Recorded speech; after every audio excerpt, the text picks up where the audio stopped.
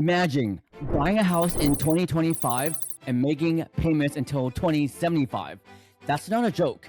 That's what Trump is doing right now, passing a bill to introduce the 50-year mortgage, the new American debt trap. 50 years of debt for one house, while Bitcoin builds financial freedom in 10 years. Let's look at the numbers. Chart 1, the payment comparison of a 30-year mortgage versus 50 years. A 30-year mortgage on a $500,000 house in the US is about, the monthly mortgage is about $3,100. And on a 50-year mortgage, that monthly payment drops to $2,700. It sounds good, like it looks good on paper until you look at the fine print. Total interest on that 50-year mortgage is $1.1 million. Your total interest almost doubles. That's financial suicide. And let's assume that you buy the house at age 30. So on a 50-year mortgage, you finish paying off your house when you're 80 years old. That's not home ownership. That's debt ownership. Chart 2, home price to income ratio from 1970 to 2025. Looking at this chart, in 1970, the average home cost 2.5 years of income. By the year 2000, 4 years. Now it's 7 years and it's climbing. Extending mortgages to 50 years isn't affordability, it's surrender. We're stretching time because we're running out of money. When a system can't make home cheaper, it just makes debt longer.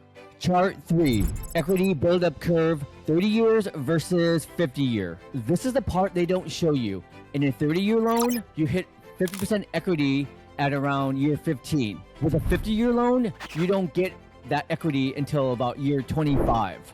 Half a lifetime just to own half a house.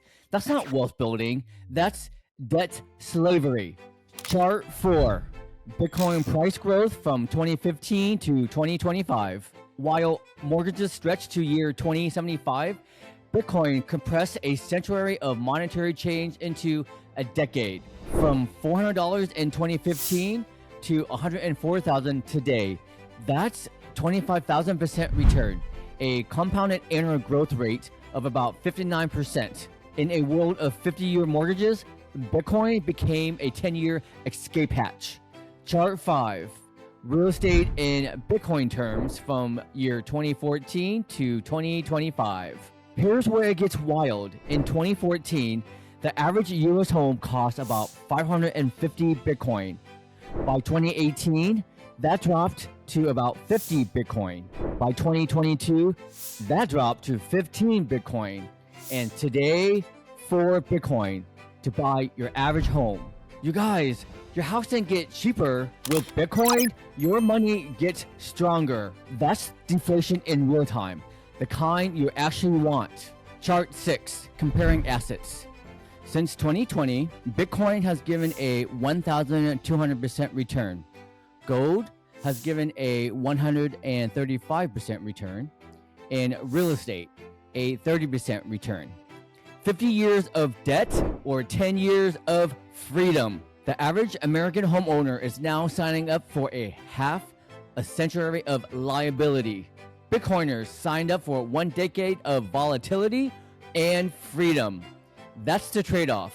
Time in debt, or control of your financial freedom. The wow chart, Bitcoin versus 50 years of mortgage. Here's the part that nobody tells you.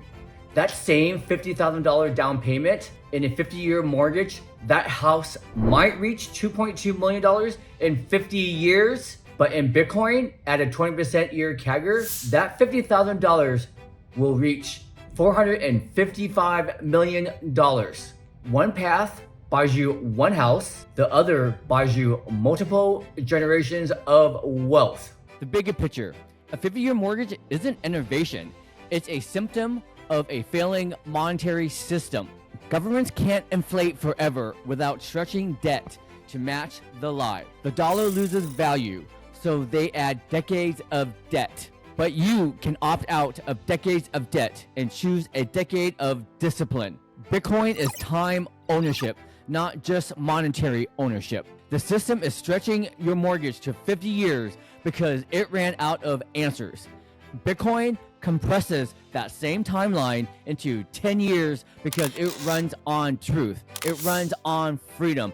It runs on a hard money. Don't borrow 5 decades of your future when you can own one. Bitcoin versus 50 years of mortgage. Choose your timeline. If you like this content and you find value in the charts and it makes you want to go buy Bitcoin and not buy a house for 50 years, then hit the subscribe, hit the like, and share it with a friend. Let's get as many people out of debt as possible. Thank you for watching Crypto and Beyond. Stay awake, stay free, stay you.